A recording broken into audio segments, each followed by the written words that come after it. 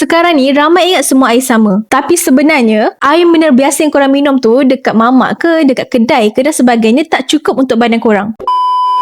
So, ini ada 10 sebab kenapa korang kena minum air alkali. Yang pertama, bila korang minum air alkali, dia boleh kurangkan asid dalam badan. Sebab apa? Air alkali memang boleh bantu untuk neutralkan asid dalam badan yang mana ada punca masalah gastrik, pedih ulu hati, sendi sakit ataupun kulit kusam dan sebagainya. Yang kedua, anti-radikal bebas. Dalam kita punya alkali ni juga, dia ada kaya antioksidan. Boleh lawan radikal bebas yang boleh rosakkan sel penuaan dan juga rosakkan sel badan. Yang ketiga, sebab dalam air alkali ni dia akan serap dengan lebih cepat. Ada molekul yang kecil berbanding air biasa yang korang minum dekat luar tu, dia ada molekul yang besar. Sebab tu bila korang minum, dia tak serap dan korang akan cepat haus.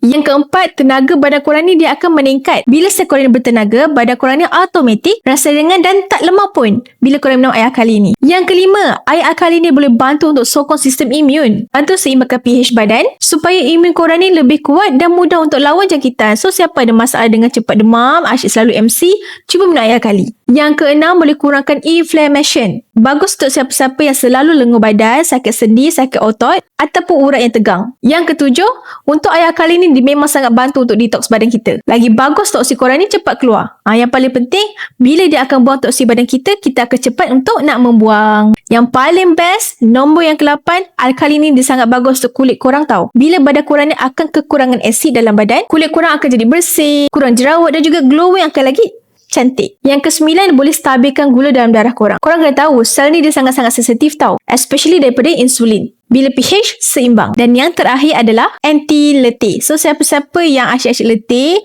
buat kerja letih, bangun tidur letih, korang cuba minum air alkali dulu. Sebab apa? Bila sel korang ni dah cukup oksigen, air pula berkualiti, korang punya rasa letih tu memang cepat hilang.